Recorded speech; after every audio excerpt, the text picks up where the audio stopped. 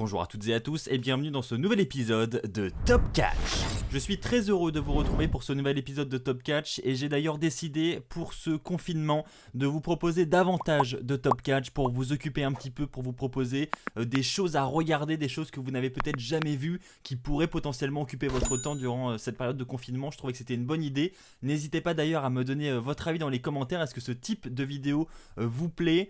J'attends vraiment vos retours là-dessus. Alors je tiens à préciser avant que ce Top Catch commence que ce classement est totalement subjectif. J'ai choisi 10 pay-per-view que j'apprécie moi personnellement pour vous les proposer, pour vous donner peut-être envie de les regarder, mais bien évidemment vous pouvez potentiellement avoir un avis totalement différent du mien. Peut-être que je vais citer quelques pay-per-view que vous n'avez absolument pas aimé, c'est vraiment en fonction des goûts de chacun. L'idée de ce classement c'était vraiment de vous proposer des pay-per-view que vous n'avez peut-être jamais vus, dont vous n'avez peut-être jamais entendu parler, pour vous donner la curiosité d'aller les voir et peut-être d'apprécier et de découvrir des matchs que vous n'avez jamais vus. Donc peut-être que le classement aussi va vous surprendre. J'ai essayé de sélectionner des pay-per-view qui sont peut-être très rarement cités et qui fait qu'on les oublie un petit peu. Donc c'était un petit peu ça l'idée de ce Top Catch. Alors si vous voulez regarder les pay-per-view que je vais citer durant ce classement, il vous suffit tout simplement d'aller sur le WWE Network et de vous abonner, soit en prenant simplement un mois gratuit, et vous allez pouvoir profiter gratuitement pendant un mois de tout le contenu et donc de tous les pay-per-view que je vais citer au travers de cette vidéo, ou alors si vous avez déjà utilisé votre mois gratuit, vous pouvez renouveler votre abonnement et vous abonner pour un prix d'environ 10€ par mois. Franchement, si ça vous permet d'occuper votre temps durant tout ce confinement, c'est vraiment pas excessif, donc n'hésitez pas à aller checker le network qui est quand même très bien pour ce genre de choses. Je vais commencer avec Cyber Sunday 2007, un pay-per-view très particulier pour ceux qui n'ont jamais connu les Cyber Sunday. C'était tout simplement un pay-per-view où le public et où les internautes avaient le pouvoir. En fait, vous aviez la possibilité de voter par SMS ou sur internet pour choisir par exemple la stipulation d'un match, pour choisir l'adversaire d'un champion, pour choisir l'arbitre spécial d'un combat. Bref, c'était vraiment le concept du pay-per-view et moi j'adorais ce pay-per-view. Je trouvais ça vraiment super intéressant et l'édition 2007 j'avais particulièrement aimé. Pour la petite anecdote d'ailleurs, c'est le premier DVD de catch que j'ai eu de ma vie, donc c'est peut-être pour ça aussi que je l'ai un peu dans mon cœur, c'est possible, je l'ai tellement regardé. Y a vraiment beaucoup de belles affiches durant ce pay-per-view et c'est pour ça que je trouve intéressant de le mettre dans ce classement. Alors je vais essayer de pas trop vous spoiler durant ce classement parce que voilà, si vous n'avez jamais vu ces combats, ça serait dommage de vous en dire trop et du coup de perdre l'effet de surprise en regardant le combat. Donc je vais juste citer quelques matchs sans parler de vainqueurs, etc. Évidemment, vous avez premièrement un Rey Mysterio avec Finlay avec une stipulation très intéressante. Je vais pas vous dire laquelle parce que justement c'est le public qui va décider. Il y a également un match pour le titre de la WWE avec 3 challengers potentiels, soit Shawn Michaels, soit Jeff Hardy, soit Mr. Kennedy. Et il y a le gros main event de la soirée également, Batista contre l'Undertaker, avec 3 arbitres possibles, soit Mick Foley, soit Stone Cold Steve Austin, soit JBL. Et puis j'ai également oublié le Triple H Umaga où il y avait 3 stipulations différentes également pour cette rivalité qui était une grosse rivalité de l'époque. Bref, vous l'aurez compris, il y a quand même de grosses têtes d'affiche dans ce pay-per-view et ça mérite le coup d'œil. Maintenant, je vais parler de No Way Out 2009 parce que c'est un pay-per-view très particulier. À l'époque, il avait lieu juste avant WrestleMania et la particularité de ce pay-per-view, c'était que c'était le pay-per-view durant lequel on avait les Elimination Chamber match. Désormais, on a le pay-per-view du même nom. Mais voilà, ce pay-per-view était particulier pour cette raison à l'époque et on avait des grosses têtes d'affiche pour les Elimination Chamber match de l'époque. On avait du côté du titre de la WWE Triple H contre l'Undertaker, contre Jeff Hardy, contre le Big Show, contre Vladimir Kozlov, contre Edge. Et on avait pour le titre poids lourd Kofi Kingston contre Rey Mysterio, contre Chris Jericho, contre John Cena, contre Mike Knox, contre Kane. Voilà, on avait déjà 2 immenses matchs pour les titres de champion du monde et vous allez voir, je vais pas vous en dire trop, mais il y a de belles controverses et des controverses très surprenantes durant ces matchs qui font que ce pay-per-view est devenu particulier. Ensuite, il y avait également une rivalité très intense entre Shawn Michaels et JBL. Alors on peut aimer ou ne pas aimer cette rivalité, mais clairement on ne peut pas nier que c'était une des rivalités les plus personnelles du moment, une des plus intenses. Donc Shawn Michaels contre JBL et puis évidemment le Randy Orton contre Shane McMahon également. un match sans disqualification et on va voir que comme d'habitude Shane McMahon va nous surprendre durant ce match et on a encore une fois un match bien violent et ça c'était également un bon point de cette soirée. Maintenant je vais vous parler d'un pay-per-view qui est souvent oublié par les fans de catch et c'est dommage parce que cette édition de ce pay-per-view avait un concept très intéressant. Je vais parler d'Unforgiven 2008 et de ses Scramble matchs. Alors c'est peut-être une stipulation dont vous n'avez jamais entendu parler parce que ça fait très longtemps qu'on n'en a pas vu à la WWE.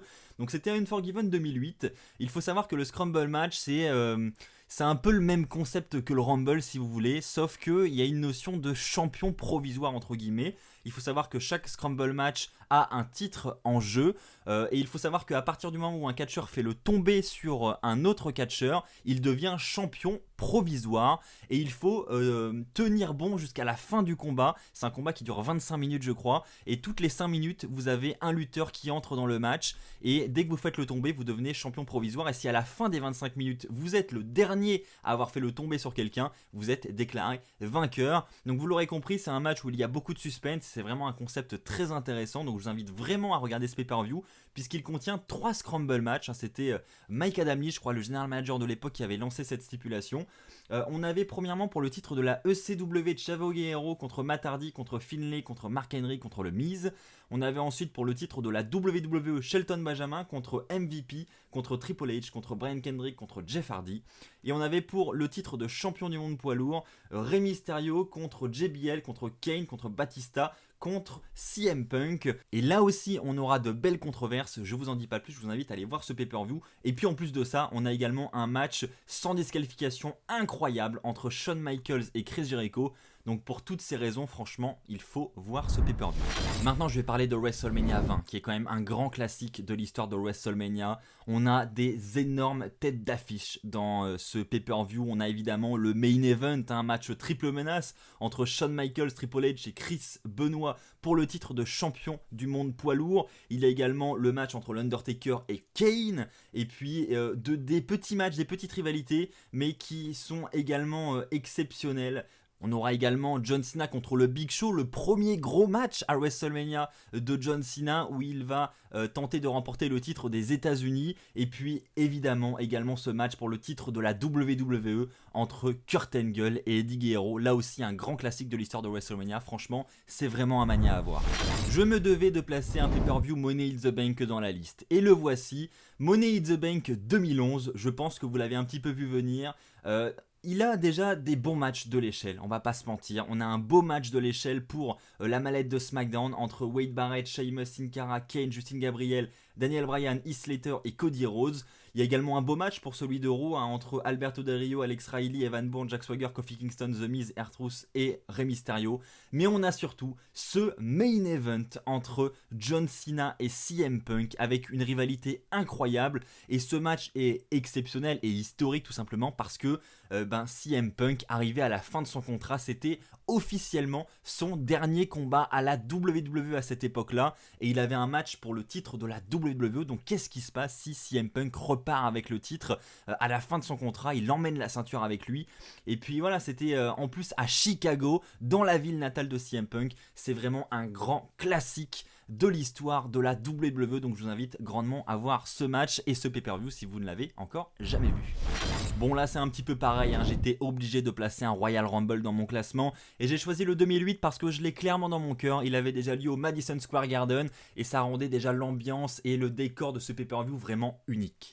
En plus de ça, quand vous regardez la carte du pay-per-view, il n'y a pas un match qui ne fait pas envie. Je trouve la carte est vraiment bonne. On a premièrement un match entre Ric Flair et MVP où Ric Flair remet sa carrière en jeu. Donc déjà là, on commence avec un match où il y a du suspense, où on se dit voilà, à tout moment, Ric Flair peut potentiellement quitter la WWE. On a ensuite un match entre Edge et Rey Mysterio pour le titre de champion du monde poids lourd. Je sais qu'à l'époque, moi j'étais un grand fan de Rey Mysterio, j'étais à fond derrière lui et je détestais Edge par-dessus tout.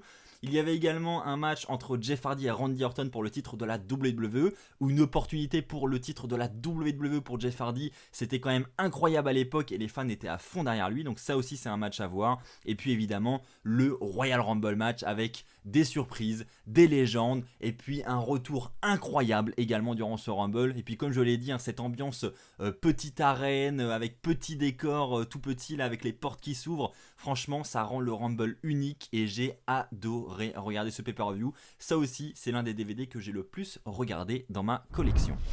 Maintenant, je vais parler avec vous de WrestleMania 22, déjà parce que premièrement, c'est le premier WrestleMania que j'ai dû voir dans ma vie, donc c'est clairement un Mania qui m'a marqué déjà personnellement.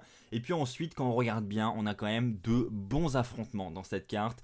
On a premièrement un match hardcore entre Mick Foley et Edge avec la stipulation qui est parfaitement bien utilisée. Donc là, c'est vraiment un match historique dans l'histoire de Mania qui mérite d'être vu. On a ensuite un match entre Shawn Michaels et Monsieur McMahon également. Là aussi, c'est un match où la stipulation est bien exploitée. C'est un match sans disqualification, extrême. Une rivalité qui était également très intense à l'époque. Donc ça aussi, c'est à voir.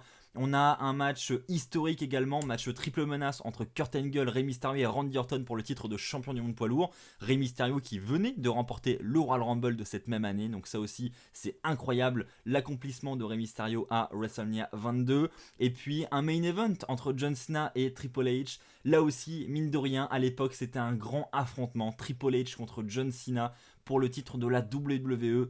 Voilà, c'était un grand match et un grand Mania. Ça aussi, ça doit être l'un des pay-per-views que j'ai le plus regardé depuis que je suis tout petit, donc je vous le recommande vivement, rien que pour les affrontements que je viens de vous citer.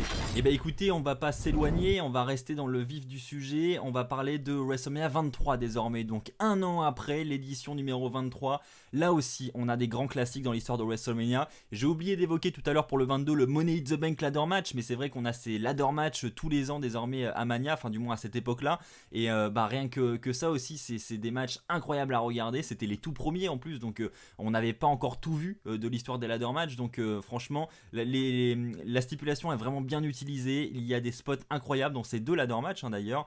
Celui-là, le 23, est particulièrement dans mon cœur parce qu'on a quand même un bon spot avec Jeff Hardy qui fait partie du combat. On aura Jeff Hardy contre King Booker, contre Randy Orton, contre Matt Hardy, contre Finlay, contre Edge, contre CM Punk, contre Mr. Kennedy. C'est l'un des plus grands Money in the Bank ladder match de l'histoire. Il y avait beaucoup de participants.